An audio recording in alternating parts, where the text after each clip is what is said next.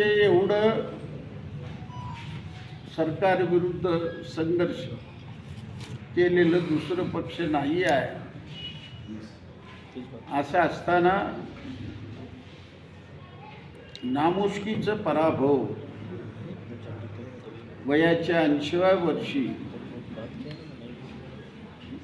हे शक्य नाही आहे. म्हणून आम्ही ही निवडणूक रद्द करा, फेरनिवडणूक घ्या. नुसता हायकोर्टात जाणार नाही आहे. हायकोर्टाने जर आम्हाला न्याय नाही दिलं, सुप्रीम कोर्टापर्यंत जाण्याचा निर्णय पक्षाने घेतलेला आहे. आणि आज मी तुम्हाला जाहीर करत आहे, या क्षणापासून निवडणुकीमध्ये उभं राहणार नाही. जे मी लोकांना वचन दिलं होतं ते पूर्णपणे अंमलात आणणार.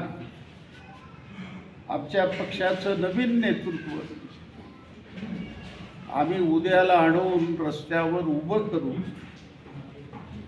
गेलेलं वैभव परत मिळवल्याशिवाय आमचा प्रत्येक कार्यकर्ता स्वस्थ बसणार नाही.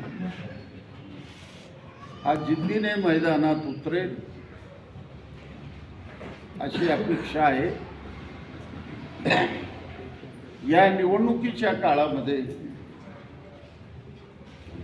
प्रिंट मीडिया असेल, इलेक्ट्रिक मीडिया असेल, यांनी जबरदस्त सहकार्य केलं.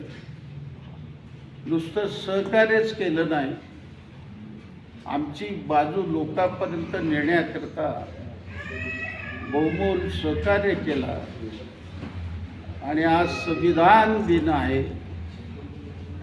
भारतरत्न डॉक्टर बाबासाहेब आंबेडकरांनी जे 26 नोव्हेंबर 1949ला पवित्र असं संविधान आपल्या हाती सोपवलं.